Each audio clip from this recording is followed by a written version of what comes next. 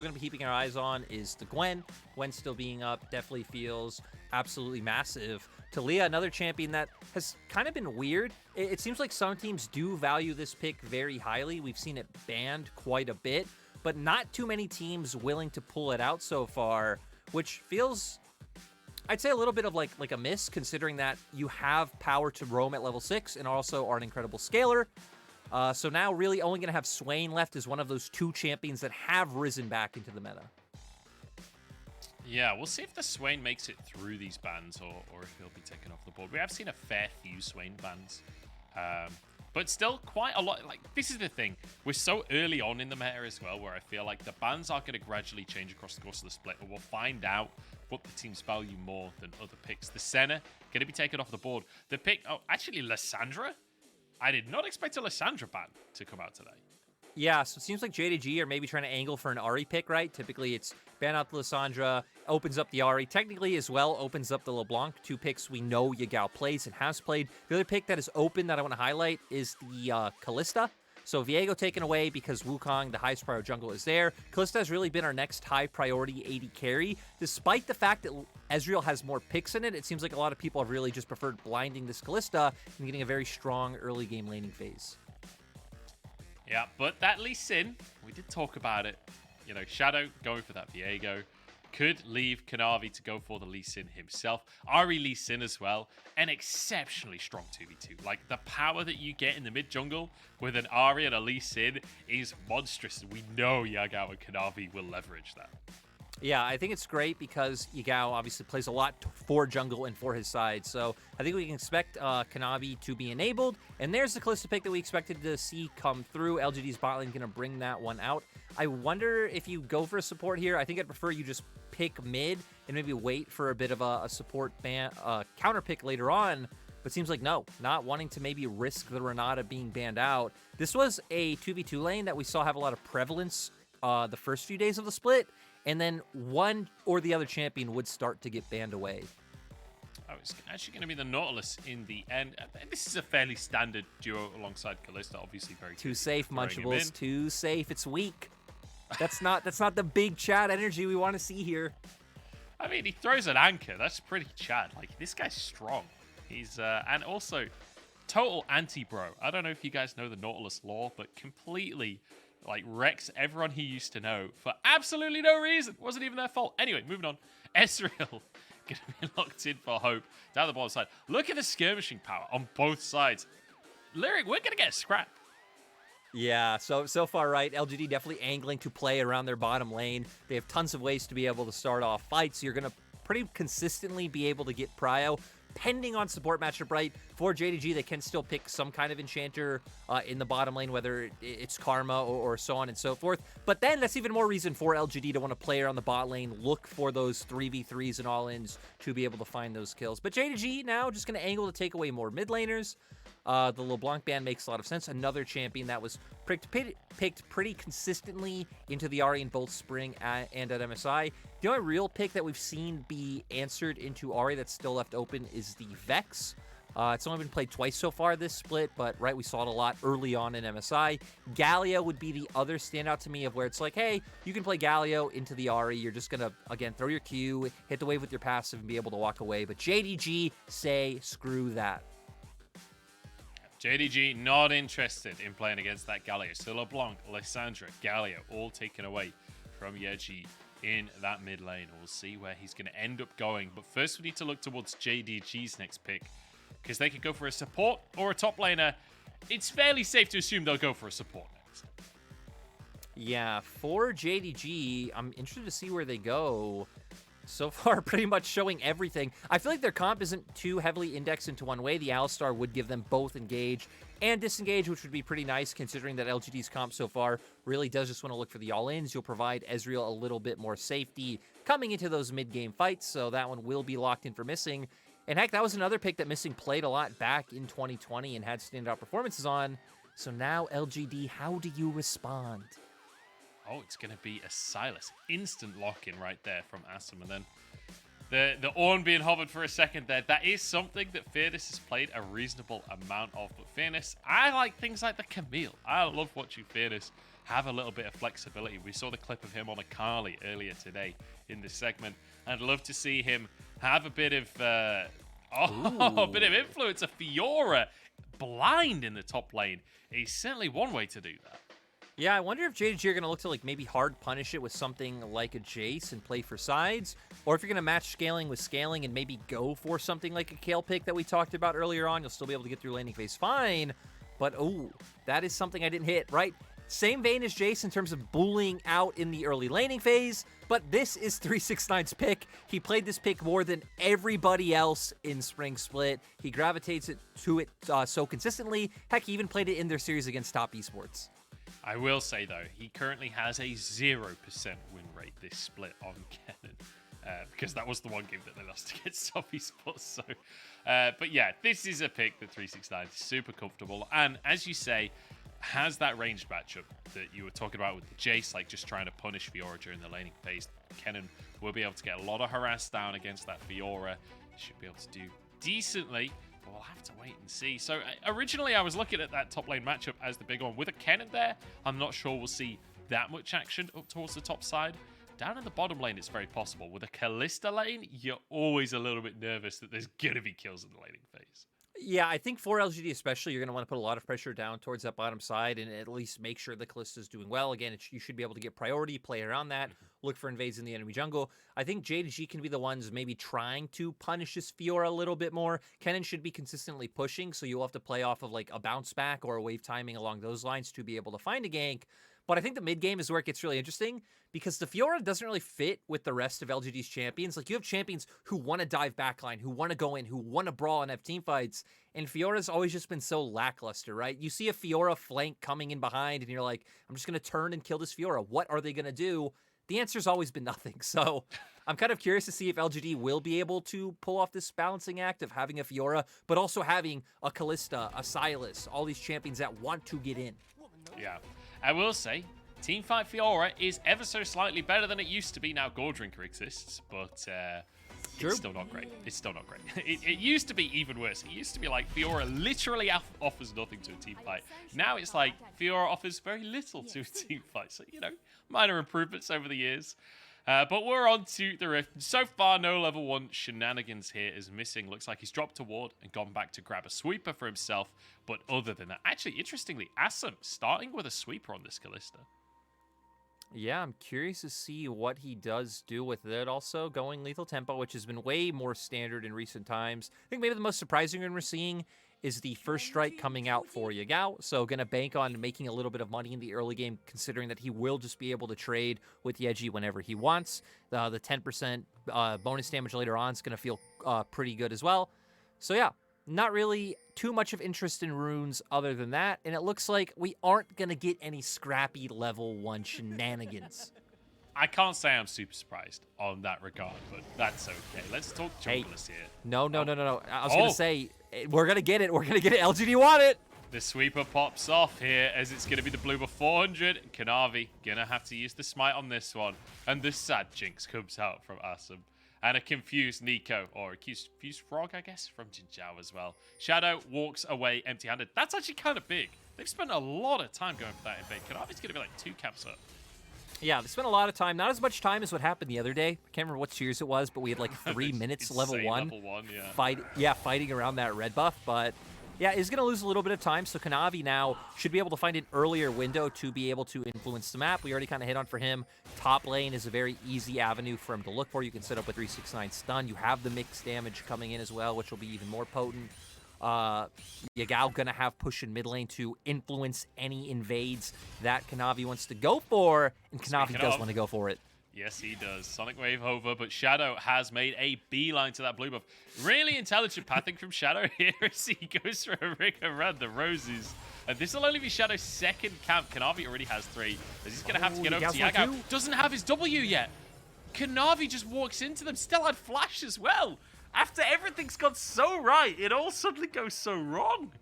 Yeah, and Yagao was only level 2 as well compared to Yeji, who is level 3. So overall, LGD just having the advantage in the skirmish. Everything starting off so well for JDG. Kanavi wanted to look for that invade because he knew that they wasted time. He knew he could meet Shadow at that buff and be able to win out, considering that Yagao also did have push in the mid lane. But I mean, you hit on it. The ring around the Rosie is pretty much what came in clutch for Shadow here. Gets away, and Yeji, level 2 right now. I think it's level 3 off this minion. Now is his full combo available, and no safeguard for Kanavi. He could try to flash away. LGD would still be able to follow up with their own flashes to be able to secure the kill, so I guess Kanavi just raiding, having that summoner spell up more worthwhile than losing it.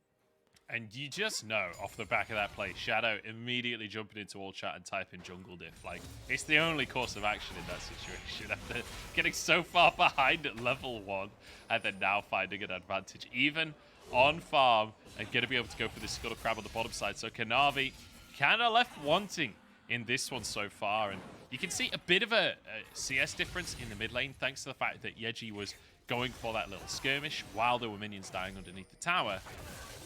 As we've got a replay in the bottom. Oh, that was Yeji dropping that ward. So clearly Shadow knew exactly what Kanavi was wanting to do. As Yagao takes a bit of a chunk, but Yeji takes a bit of damage back. But leaving the red buff early from Shadow, very nicely done, reading Kanavi well. Yeah, and Yagao opening himself up. Yeah, Ignite down onto Yeji as well. I was surprised that Yeji went for that one, especially since Kanavi walked over the ward. I thought there was no way he'd go for the all-in. Tries to make it happen, but doesn't quite have damage to finish it off. Yeah, seems like he thought maybe he would just have enough to be able to burst him out. I'm guessing that Yagao was very clearly baiting that with the way he walked up. Was honestly just so sus. That could be a little bit of the durability patch coming in clutch for the side of JDG. But man, Yeji, for the fact that he was able to pick up that blue buff, has just been able to keep up so much pressure in that mid lane ever since. Yeah, so far so good for Yeji. And, he is slightly down in CS. Should be able to even that up as he crashes away in the mid lane. But now Shadow wants to make a play on the bottom side. Hope and Missing in trouble. JinJiao with the CC chain onto Missing. Is Alistar not that tanky at level 4 as he gets flashed on and will get rendered in 2. Yeah, really nice play coming out from the side of LGD. Not sure the lane state ended up like this. I would assume that they were just able to get a bounce back themselves, considering that they should have the winning matchup in the 2v2 early on. Put Missing and Hope in a position that's just very awkward for them to be in. And yeah, Alistar not too tanky early on in the game. Not even having anything like Aftershock that really enables you to maybe be able to survive. And overall, LGD just finding a great early start. Yeah, beautifully done. And now Kanavi trying again on this invade that he did earlier on. Last time it didn't work out. This time, can he find the smite? Yes, he can. Gets the smite, gets over the wall, and takes the Gromp away from Shadow. So just looking for these small advantages. And also, in the same time, shadowing for 369, who's trying to crash that wave at the top side, but Missing. Wants to go for a play in the mid lane. Only level 4, but the Hex Flash is there. Yeji's level 6. I don't think this is happening. Yeah, I think it was a good call to back off. Especially considering that the new Shadow would be in the area, right? I mean, Kanavi stole his camps. The only path ahead is down towards that bottom side. So in the end, not going to come through. Also, good call by Kanavi not to look for the earlier duel, considering that Shadow did have an item advantage over him. Kanavi now, after his back, does have the pickaxe, so we'll have some more combat stats if any brawls do break out. And LGD looking for some brawls themselves, but... oh, will he get it? Shadow gets it! Just walks in and smites it away. I think Kanavi actually had smite available himself, but wasn't convinced on using that summoner, I guess. Oh, wait, we're getting a solo kill? Oh, we've got an all-in on the top side. Fearness just going to be stunned those 369. Is upside out? No, we are not getting a solo kill to answer your question. I need to apologize to the observers, because I was going to say, what are you doing? Because we swapped the top right as we were getting an invade in bot side, but in the end, LGD just back off. They don't want to go for the aggression. And I think one key thing to highlight is, if you look at the minimap, just the vision coming out for JDG so far, having a deep ward on enemy red, having a ward right in front of the blue buff as well, so anywhere Shadow goes, they should be able to get some decent information on, especially considering when JDG are banking a lot on 369 and Hope's damage. Yagao really will just be a facilitator, so you're waiting for more items to come under their belts. That pink ward is really unfortunate for Missing, because he's against Viego, right? So the second Viego uses stealth, just for the movement speed, the control ward reveals itself because it reveals the Viego. It stops the stealth work here. So kind of unfortunate for Missing that the ward ends up getting caught there by Shadow just by pure coincidence. Missing caught once again, still level 4 in this situation. He's been level 4 for hours. Yeah, I mean, he did make the roam towards mid lane, right? He spent a lot of time kind of just waiting around to see if he's going to be able to find it. But here's the bot lane prio that we've seen all game long is going to lead LGD into a dragon. And yeah, it kind of sucks, right? Because it feels like JDG just lost so much steam. ever since that level 1 invade didn't pay off. Had that worked out right, you find such a big advantage. Shadow's pretty much out of the game. The Sylas never gets blue buff, which means the Yagao's pressure keeps up the whole time, but all in. Yeah, G trying to make it happen as JinJiao moves in as well, but Yagao going to be safe on the Ahri. This is one of the reasons that it's such a popular pick, but in the meantime, Kanavi started off this Rift Herald. JinJiao and Yeji moving over. You can see Fearness and Shadow making their way over as well. This could be a whole brawl here, but I think LGD just going to be gifted this one over. JDG don't want to fight. Yeah, and I mean, this could just start getting so rough for JDG. I mean, I do like their 5v5, considering the fact that it is, like, holistic. It's not like LGDs where you do have this, like, one awkward element. Everyone functions 369, looking to get on backline. Yagao can set up with the charm, Hope being the DPS. But still, if Yeji and Shadow find their way onto Yagao or Hope, instantly set up for the reset to come out from Viego, then LGD can just snowball this game out of control. Certainly can. Is Hope going to be able to at least get a tower plate for himself in answer for that one? But as you say, it's LGD the ones with a lead right now. 2 kills on the board, almost 1,000 gold as well as Shadow will find yet another crab and will have that CS advantage. We talked about how Kanavi was like 10 CS up early on in the game, but that advantage is well and truly gone at this stage. The only significant advantage that JDG have found themselves is CS in the mid lane, and realistically, 13 CS, it's not really enough to win a game off of. No, especially considering that Yeji does have a kill on the opposite side, so it's pretty much even. And I gotta say, I feel like we kind of cursed this one a little bit. Coming into the day, we're like, man, look at these games. Probably just going to be a 4-0 day. That's exactly what's going to happen. I said I see JDG going to Worlds. And whenever you make those kind of bold, sweeping statements, the exact opposite always happens. So I know everyone out there is thinking, thank you, casters, for making sure we get 6 games today. You're welcome. Yeah. And also, it's worth mentioning that we said it was going to be an absolute banger when we saw the draft coming in. So far, only 2 kills on the board at 10 minutes. Oh, Ooh. the true shot barrage. It's not quite up. Got too excited. But hey, good attempt there by Hope. He was hopeful with that ultimate, you could say. No. Just don't. It begins. Your bad jokes were one of the things that I loved about you and hated about the world. But hey, Shadow, not going to find it. Hope's on Ezreal. Ezreal should never get caught out, despite what players like Jackie Love lead you to believe. I don't know why I threw that shade, but... Look, it's appropriate. Let's be honest. He has a reputation for being both the best and worst Ezreal simultaneously in the LPL. But he's not playing yet today. He will be playing later on today. Oh, I assume he will. Maybe they've subbed him out. I don't think they. I mean, he's starting for game 1. That's for sure. There is no bot lane sub on the team unless they want Qingtian to play bot lane. They that could. Would be spicy. Hey, speaking of LGD, we had Garvey playing AD carry before. Like, it could be done. That's true, but that was a whole can of worms. There was like visa issues and all kinds of shenanigans going into that. A lot of people speculated that the Shy probably should have played AD carry on IG after Jackie Love left. Yeah, well, that was less about the Shy being good and more about shade towards the other players. Let's be real here. I'm going to be honest, whenever I see people talking about IG rosters on like Reddit or Twitter or whatever, I'm always like, okay, this conversation is, you can't this work conversation's out over, Mudge, because Kanavi... Oh, I'm sorry, I interrupted you for no reason. We got baited again. Well, you say that. We're going to fight over the Gromp. The Gromp is almost as valuable as Dragon in the LPL. JDG, posturing, they want to fight for their blue buff. They don't want to let Shadow go for this one. Ooh. Smite available for Shadow, not for Kanavi, though. Yagao would love to get this blue, but I don't know if he's going to be allowed to. Fight kicks off. Damage coming in from Hope off on the side, but he's low on mana. Is Assum trying to fight back from this one? 369 TPing in. Has Flash available, but can't quite get close enough just yet. Oh, in goes Kanavi with a kick on Assum. That was gorgeous. Yeah, JDG being able to have the man advantage because Fearness TPing up to the top side. Fearness actually tried to run 369 down and make sure he couldn't TP in. Just had to go to his turret. But Kanavi being the big playmaker, they aren't really able to turn that into any kind of objective, but still nice by the side of JDG to pick up a little bit of gold. Look, they got their own blue buff. I'd call that an objective, okay? True.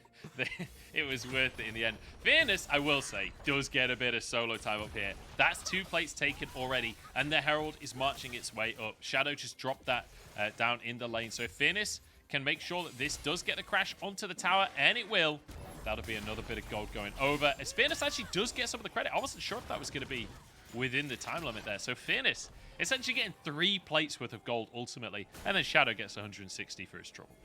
Another key thing is, now, since 369 doesn't have TP, it will be much harder for JDG to want to contest Drakes, right? Because the Kennen is such a pivotal part of the damage that JDG have.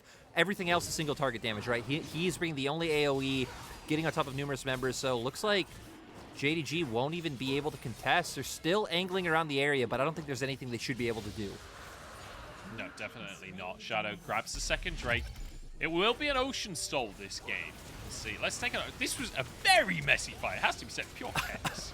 I was going to say, breaking this one down feels a little bit impossible. Everyone getting right into the fold, but the most important thing, though, is Kanavi looks like safeguarded in, follows up with the Sonic Wave to find the kick onto the Kalista.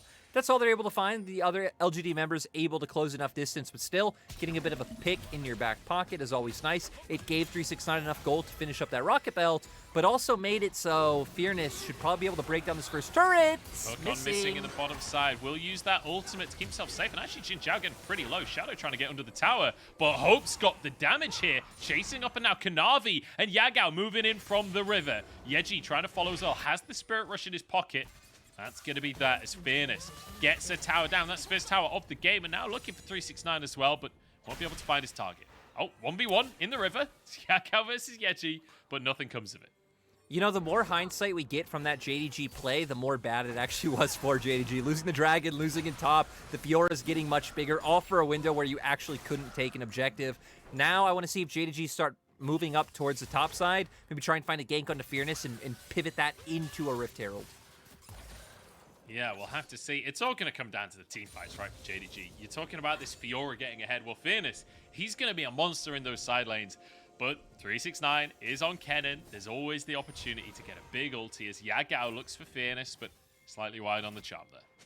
Yeah, and I love that you're hitting on the Fiora point, because it also brings up the fact that LGD are the team with the first 2 dragons, right? One of the big reasons why split pushing isn't as potent in the way that it used to be of actually committing a split pusher to take down turrets is because every game you're put on a timer of having to fight for soul. Now LGD aren't going to be on that timer for a very long time. JDG would have to pick up 3 whole dragons to even force them into that position. So I'd love to see LGD just keep utilizing the split push and the 1v1 prowess of this Fiora rather than getting baited into any skirmishes where JDG can win out.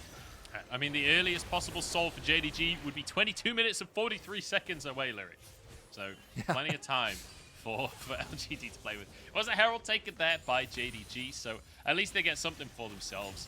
But in terms of gold, it is still going to be LGD leading the charge. As you say, 2 Drakes in their pocket as well, and that first tower. And I think one of the considerations has to be how much gold Fearness is going to have in his pocket, right? Because he's 0-0-0. He's slightly down in CS.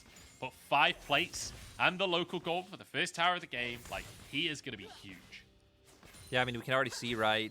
It looks like having a bit more gold than 369, considering he has, you know, the Tiamat on top of some more components built off of that, has finished his call as well, so having even more gold. And now for LGD, you're happy in windows like this, where you still have 2 minutes until the Drake. You know, JDG are just going to be playing to catch waves, and it opens up the map very wide for you to be able to use the split push and top side and to potentially start looking for picks and sides. I'd love to see Shadow start grouping up and playing potentially with the Sylas down in bot side, maybe try and pick off Yagao. You can always pivot into mid lane then, link up with your bot lane, and just give some vision to Fiora. I don't think the Fiora is really anything you need to commit too heavily into other than with just some wards. A lot of pings going down towards the bottom side here, but we could have a skirmish in the river as well. Yeji going to find an opportunity on Yagao. Big damage there, but has to flash away as Kanavi moves in. Shadow's here alongside JinJiao and Assum, but I don't think they can make anything happen. And I feel like this has been the story of this entire game, right? The 2 teams posturing, being close to a big old scrap, but neither really willing to commit. Yeah, and I feel like a lot of that just coming down to, I mean, JDG being behind is the big reason, obviously, why they don't want to fight. And for LGD, again, it just goes back to how their composition works out, to where really not wanting to overcommit for any type of skirmishes when you can just win on that 1v1. But 369, not really opening up any opportunities. He's actually even ignored top and roamed down. If there wasn't this vision ward here, I believe JDG were just going to try and force some kind of sneaky fight where they have numbers advantage. Sadly, though, they won't be able to do that. not for the time being. 35 seconds on the Drake. JDG positioned in the river. They have vision control. There is one ward just next to the pit, but 369 up in that top side. He needs to clear this wave fast. He's got TP available, but needs to be physically available as JinJiao finds a pick onto Yagao. The Spirit Rush, though, Ignite is going to be enough. JinJiao gets the kill, now missing in the middle of everyone. Kanavi trying to protect Hope, as it's going to be missing. Set as a sacrifice, but a pulverize is huge, and here's 369. Damage across the squad, but exhaust is too OP, and he can't get anything done. In fact, that wasn't even an exhaust. He just doesn't have any damage. Yeah, not enough damage. You saw the other members being zoned off by Fearness. Fearness surprisingly able to absorb so much, was sidestepping quite nicely, and LGD keeping their early game reign going at full steam. They're going to be able to pick up a dragon, might even be able to pick up bot lane turret. I think you just leave Kalista there and start damaging that one, because Hope and Kanavi won't be able to achieve anything in this mid lane matchup with the other members of LGD moving their way over. 4-1 and LGD, sole point now. Big advantage, and again, we were coming in saying they were a big underdog. JinJiao starts things off strong as he goes straight over that wall and sets up for the pick.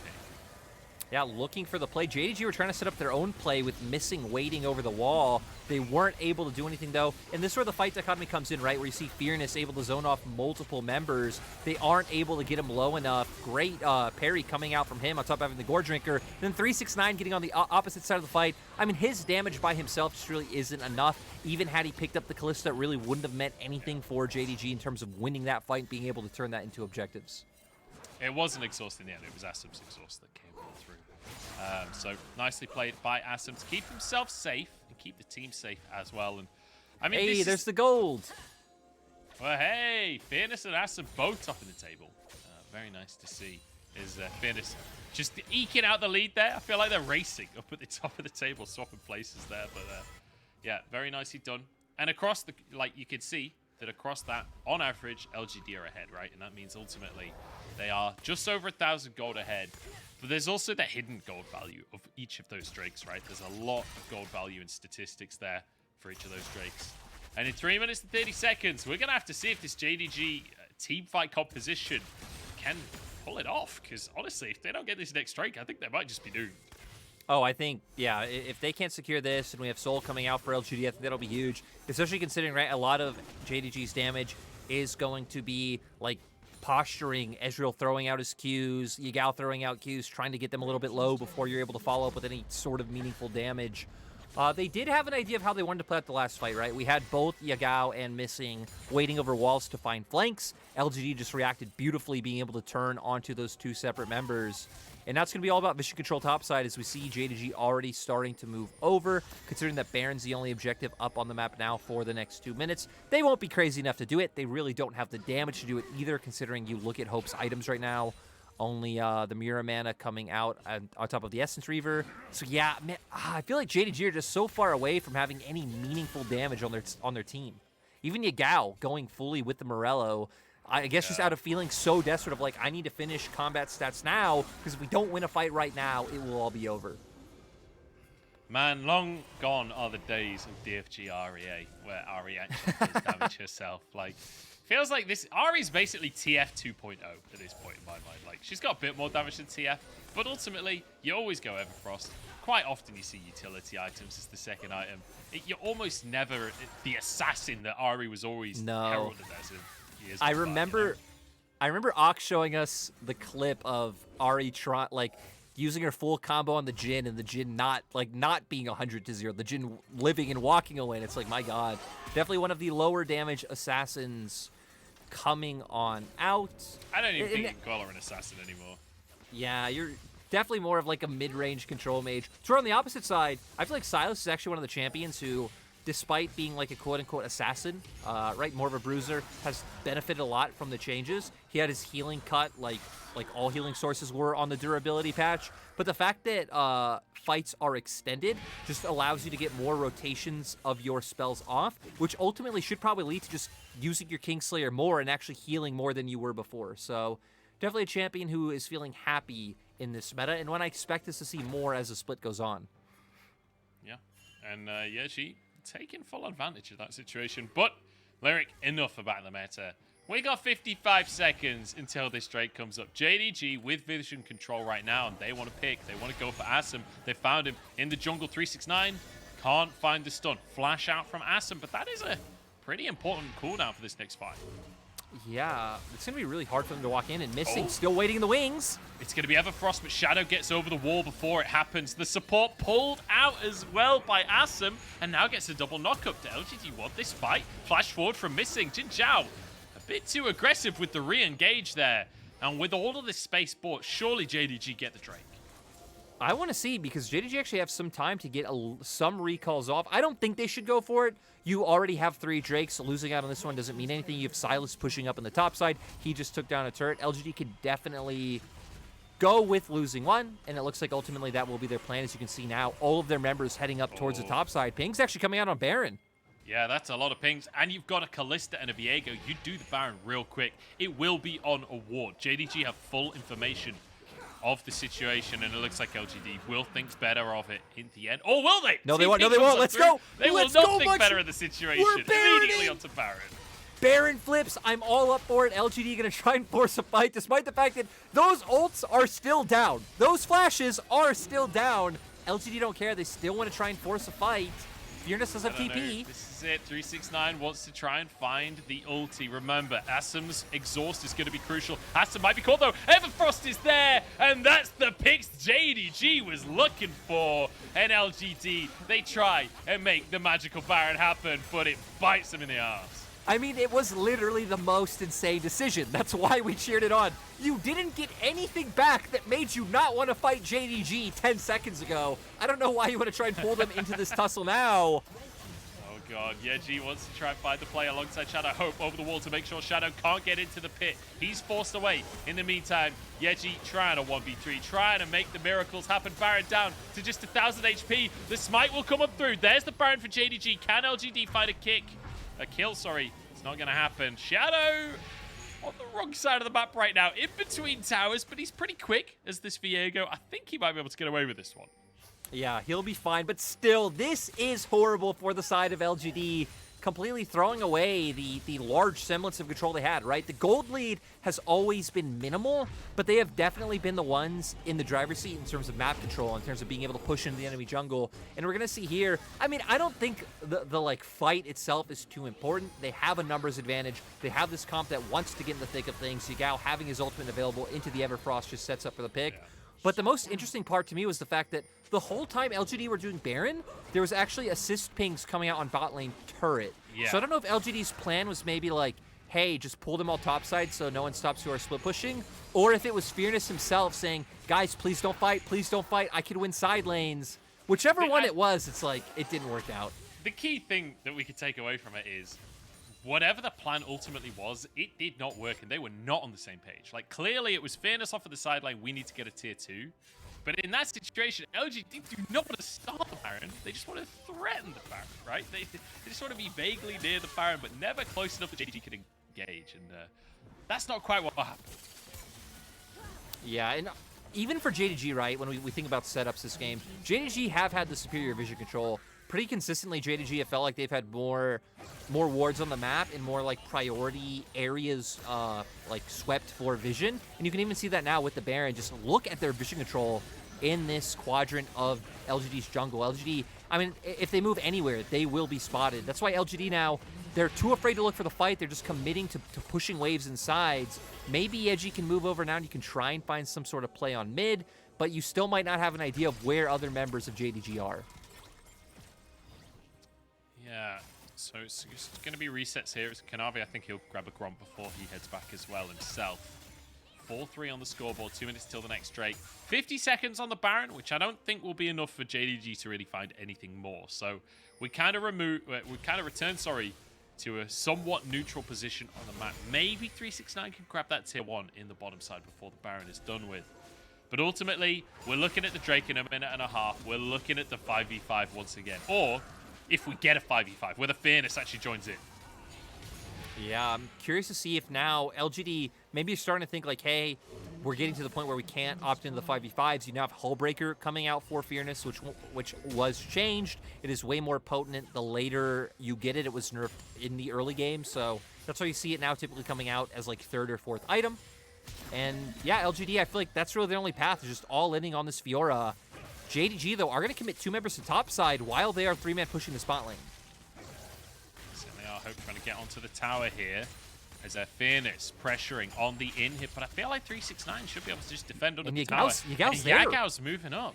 Yeah, Yagao's moving over to make the play here. The root comes in. Fearness in a 2v1. Trying to make play, but flashes forward. Yagao forced away. Fearness 2v1ing them. And now Yeji under the tower on 369. This is a bold dive, but he's got the unbreakable will. He's taking so many tower shots.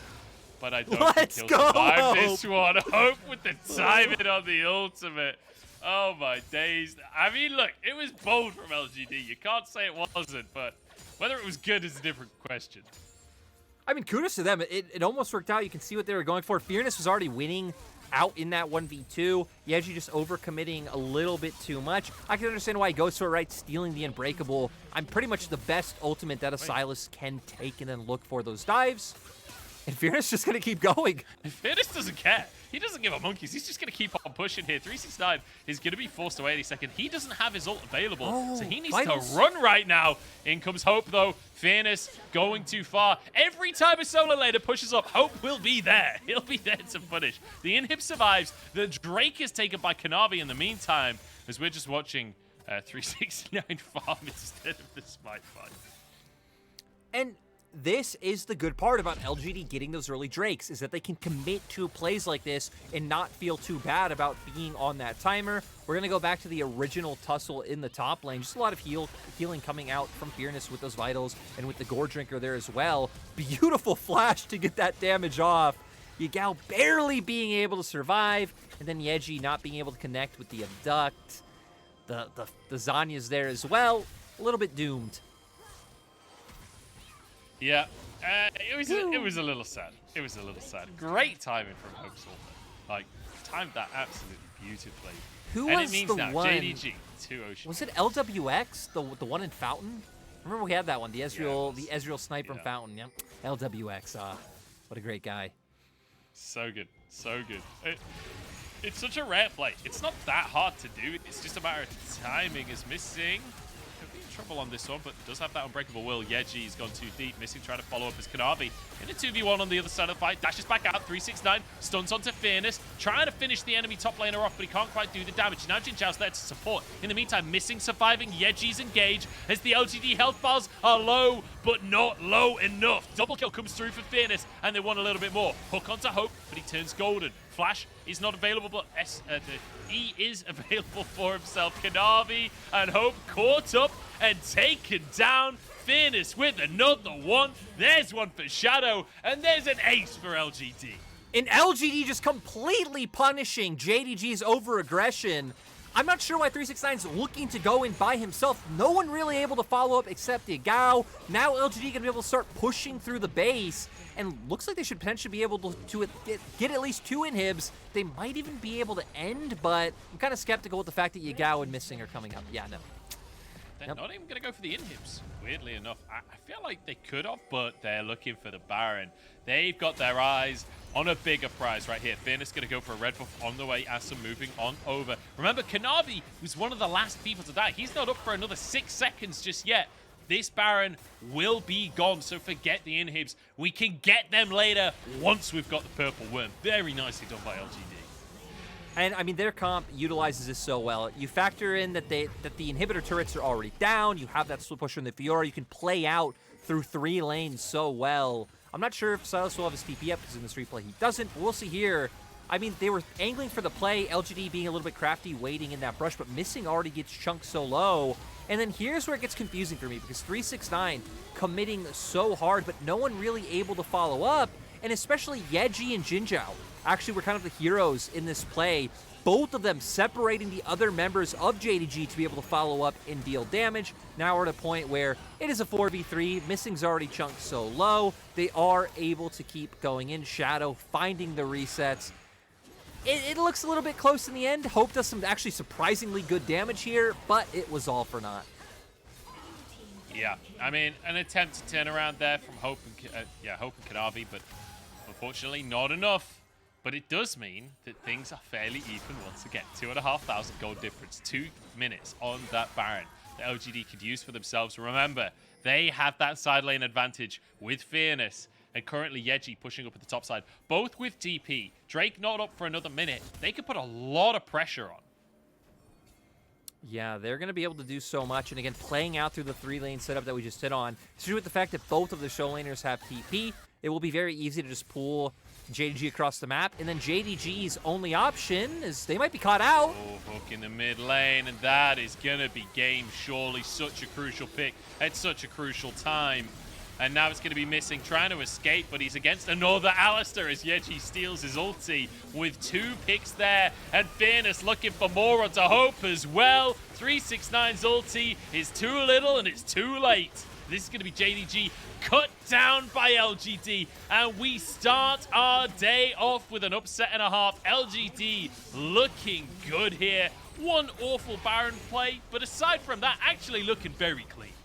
Yeah, one roster change, bringing over the AD carry from Weibo's LDL team and Assum, and it worked out. I mean, I feel like this game just felt like they were in control the whole time since the early game, right? For JDG, they were going to be able to abuse the fact that LGD looked for that late invade, and it ended up coming up with nothing. But then Shadow with, again, the ring around the rosy, just kind of pulling Kanavi around. Ever since that small advantage they found in jungle, and especially mid lane, getting the blue buff onto Yeji, it just felt like JDG never found a way back into the game.